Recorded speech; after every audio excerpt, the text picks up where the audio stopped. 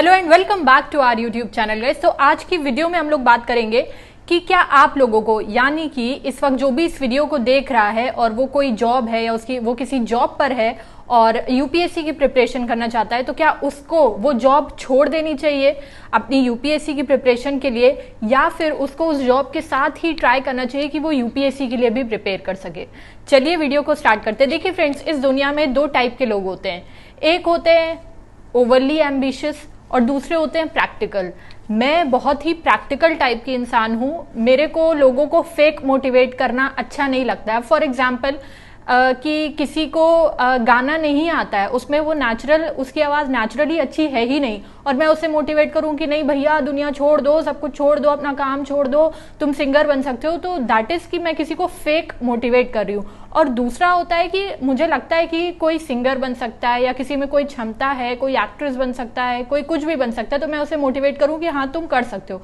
तो वो होता है positive motivation. As far as I am concerned, I am a very practical type of person. आज की डेट में क्या है कि मैं बहुत लोगों को ऐसे जानती हूँ, मैं बहुत सारे मेरे फ्रेंड्स ऐसे हैं जिन्होंने यूपीएससी की प्रिपरेशन करने के लिए अपनी जॉब छोड़ दी थी, और उसके बाद हुआ क्या, अनफॉर्चुनेटली जॉब छोड़ के उनकी एज भी हो गई और उनका एग्जाम भी नहीं पास हुआ, और अब उनकी एज हो चुकी है और बीच में गैप भी आ गया प्रिपरेशन की वजह से, तो उनको जॉब भी नहीं मिलती है। तो अगर आप लोगों में से कोई भी मुझे ऐसा देख रहा है जो यूपीएससी की प्रिपरेशन करना चाहता है, तो मैं उनसे रिक्वेस्ट करूंगी कि आप कोशिश करें कि अपनी जॉब के साथ ही प्रिपरेशन करें और आप अपनी जॉब को ना छोड़ें यूपीएससी प्रिपरेशन करने के लिए, क्योंकि यूपीएससी का कुछ भी नहीं पता है। हमें नहीं पता है कि यूपीएससी का एग्जाम हमसे क्लियर होगा कि नहीं। अब बहुत सारे लोग बोलेंगे कि इसने तो जॉब छोड़ दी थी, इसने तो यूपीएससी एग्जाम क्लियर कर लिया था, वो तो टॉपर बन गया।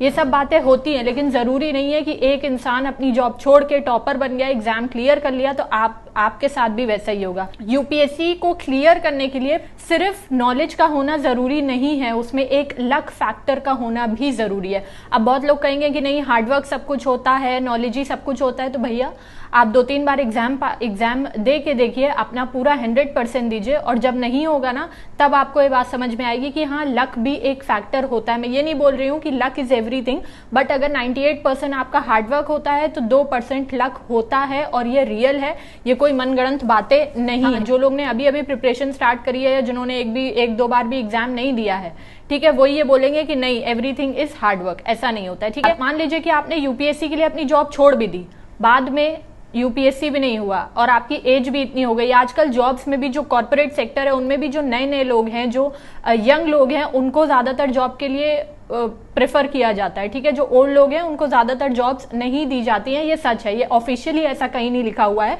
बट ये सच है, आप अपनी प्रैक्टिकल लाइफ में देखेंगे। तो अब आप क्या करेंगे, आपको ये सोच समझ के फैसला लेना पड़ेगा कि आप यूपीएससी प्रिपरेशन के लिए अपनी जॉब छोड़ना चाहते हैं कि नहीं। अगर आपको एक बात 100% पता है कि भाई मेरे से तो हो ही जाएगा, मेरा लक भी साथ दे देगा, मेरी मेहनत भी और सारी चीजें साथ दे देंगी, तो आप बिल्कुल जॉब छोड़ दीजिए। वैसा ऐसा किसी को पता नहीं होता कि 100% हो जाएगा। तो मैं यही कहूंगी कि अगर आप के पास अच्छी जॉब है, स्टेबल जॉब है, तो आप उसको ना छोड़ें, अपनी जॉब के साथ ही कोशिश करें प्रिपरेशन करने की। अगर आपके घर वाले आपको बहुत ज़्यादा सपोर्ट कर रहे हैं, आपको फाइनेंशियली सपोर्ट कर सकते हैं, आपका फाइनेंशियल बैकग्राउंड अच्छा है, आप आराम से प्रिपरेशन कर सकते हैं, कहीं पे भी रह के, दिल्ली में रह के, अपने घर में रह के सिर्फ आप प्रिपरेशन कर सकते हैं, वो लोग आपको फाइनेंशियली सपोर्ट करेंगे उतने टाइम पीरियड के लिए, तो आप हाँ ऐसा कर सकते हैं कि आप अपनी जॉब छोड़ के यूपीएससी की प्रिपरेशन कर सकते हैं। ठीक है, और रही बात यूपीएससी क्रैक करने की, तो बहुत सारे लोग जॉब के साथ भी यूपीएससी क्रैक कर लेते हैं, और बहुत सारे लोग जिनकी जॉब भी नहीं होती, सिर्फ पढ़ाई होती है,